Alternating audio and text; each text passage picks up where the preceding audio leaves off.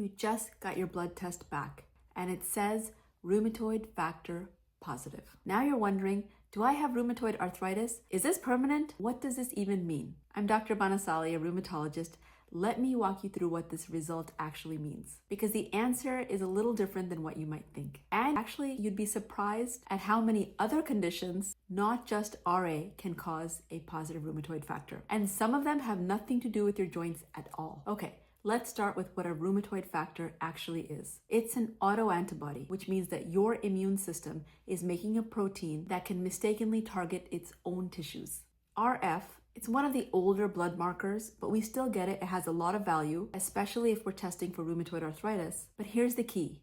Being RF positive doesn't automatically mean that you have RA. So how common is RF positivity? Up to 10% of healthy people, especially over the age of 60, can test positive for rheumatoid factor and never have or develop RA. So one thing a lot of people don't know is that as you get older, you have more of a chance of having positive antibodies. Like if anybody's just checking a random test, you're just more likely to be positive when you're 70 versus 30 years old. And rheumatoid factor is even more common in certain other conditions. It can be positive in Sjogren syndrome, which is this dry eyes and dry mouth. Basically, it's when different glands are being attacked, especially those that produce moisture, and that can give you that dry eyes and dry mouth, along with some other symptoms. Or lupus, which is a systemic autoimmune disease that can target the skin, the kidneys, the joints, and other places. Or it can be positive in endocarditis, which is actually an infection that can happen in your heart, or even other chronic infections like hepatitis, and sometimes even in lung diseases like COPD. So if you're RF positive, the question isn't just,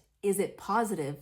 What else is going on in your body that's causing this RF positivity? What if you're RF positive, but you don't have any symptoms? So I see this scenario all the time. A patient goes to a doctor and they have some different complaints, and they get a general lab panel, and the rheumatoid factor comes back positive. But they feel fine. I mean, that joint pain maybe even just went away. There's no swelling, nothing else. So in this case, the positive rheumatoid factor is what we call an incidental finding. The main thing is, I don't want to treat a lab. I want to treat you as a person, and that's what a rheumatologist will think. So if there are no symptoms, we just tend to monitor over time to see if somebody's going to develop symptoms, especially if it's a higher titer rheumatoid factor. And a rheumatologist may run additional tests, such as something called an anti-CCP antibody. So if the CCP antibody, along with your rheumatoid factor, is positive, much more likely a chance of having rheumatoid arthritis. Okay, what about false negatives? Can you have RA and have a negative RF?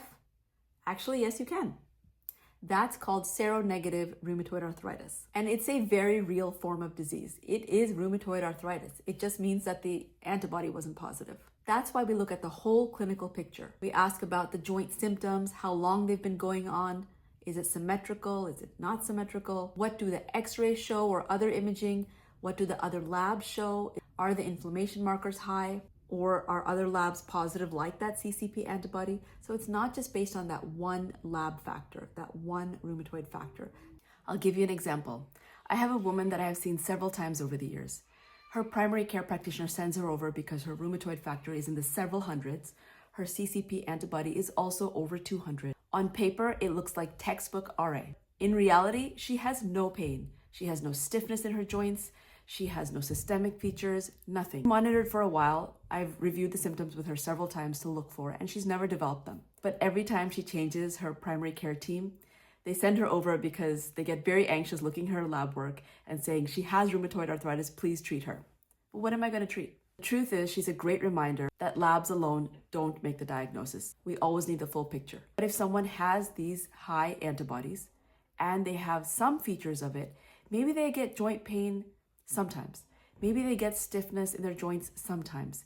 But there seems to be every few months it happens or something like that. You do want to get seen by a rheumatologist because it could be evolving disease, okay, it could be early disease, and there are now trials going on to see if we can prevent full development of rheumatoid arthritis, or maybe slow it down. Maybe it won't be so bad if we treat it aggressively initially. There are no full answers to this yet, but the studies are being done. So definitely get evaluated, but remember, you have to take the whole picture in mind. All right, so you might be thinking, why do we even test the rheumatoid factor? It's an old blood marker. We have newer things out there. Is it really that important? And yes, it actually is. Because when the rheumatoid factor is positive and somebody has those symptoms, it can confirm a diagnosis for us. And in some cases, it can predict a more aggressive form of rheumatoid arthritis. But again, if it's isolated, it's not telling us the full story. Okay, so you have just seen that positive rheumatoid factor on your results. First thing, take a deep breath. It's just one piece of a bigger puzzle. If you're having symptoms, see a rheumatologist. And if you're not, don't panic. There are many reasons why someone can test positive for a rheumatoid factor. If this video helped clear things up for you, give it a like or share it with somebody who just got this result and is Googling it like crazy. And if you want more breakdowns of arthritis labs and natural approaches to joint health, follow me for more on that. I'm Dr. B with Plant Forward MD. Until next time.